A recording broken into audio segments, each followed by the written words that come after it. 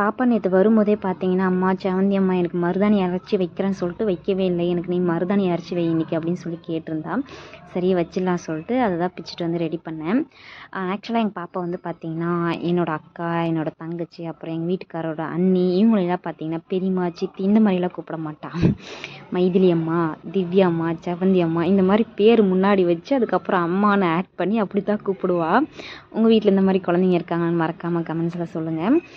நான் எப்படி மருதாணி அரைப்பேன்னா, கொஞ்சமாக மருதாணி, ஒரே ஒரு பாக்கு, கொஞ்சமாக சர்க்கரை, ஒரு 4-5 கிராம்பு போட்டு நல்லா அரைச்சோம்னா சூப்பராக கலர் பிடிக்கும். பாப்பாவுக்கு வந்து பார்த்திங்கன்னா நான் அந்த ஒரு கையில் தான் வச்சேன். ஒரு 5 நிமிஷம் கூட இருக்காது அது வச்சுது. ஆனால் அதுக்குள்ளேயே பார்த்திங்கன்னா என்னோட இந்த கையில் வந்து நான் வச்ச கையில் பார்த்திங்கன்னா நல்லா பிடிச்சிருச்சு. இன்றைக்கி சமையல் வந்து பார்த்திங்கன்னா சாப்பாடு மட்டும் வச்சா போதும். ஏன்னா அம்மா வந்து பார்த்திங்கன்னா ஊர்லேருந்தே எனக்கு கொடுத்து அனுப்பிச்சிட்டாங்க மீன் குழம்பு, அப்புறம் ஊறுகாலாம். இந்த மீன் வந்து பார்த்திங்கன்னா என்ன மீன் எனக்கு பேர் தெரியல. மீன் குழம்பு, தக்காளி ஊறுகாய், அப்புறம் புளிச்சக்கீரை ஊறுகாய் எல்லாமே கொடுத்து அனுப்பிச்சிருந்தாங்க. நானே கேட்டு வாங்கிப்பேன் எப்பயுமே.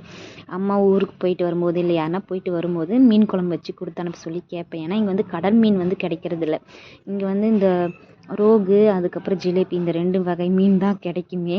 இந்த மாதிரி எறா அதெல்லாம் கிடைக்காது. அப்புறம் கொஞ்சம் எறா தூக்கம் கொடுத்து அனுப்பிச்சாங்க. அதெல்லாம் சூடு பண்ணி வச்சுட்டு தம்பிக்கு கேட்டேன் என்ன குழம்பு வேணும்னு சொல்லிட்டு. அவன் வந்து இல்லை எனக்கு எதுவுமே வேணான்னு சொல்லிட்டு. அப்புறம் பக்கத்தில் தமிழக்கா கிட்ட கொஞ்சமாக ரசம் வாங்கி கொடுத்து நல்லா சாப்பிட்டான்.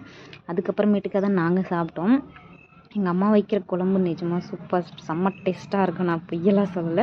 நான் எல்லாத்துலேயும் கொஞ்சம் கொஞ்சம் வச்சு டேஸ்ட்டு பார்த்தேன்னா அதுவே வயிறு வந்து பார்த்திங்கன்னா அப்படியே ஃபுல்லாகிடுச்சு.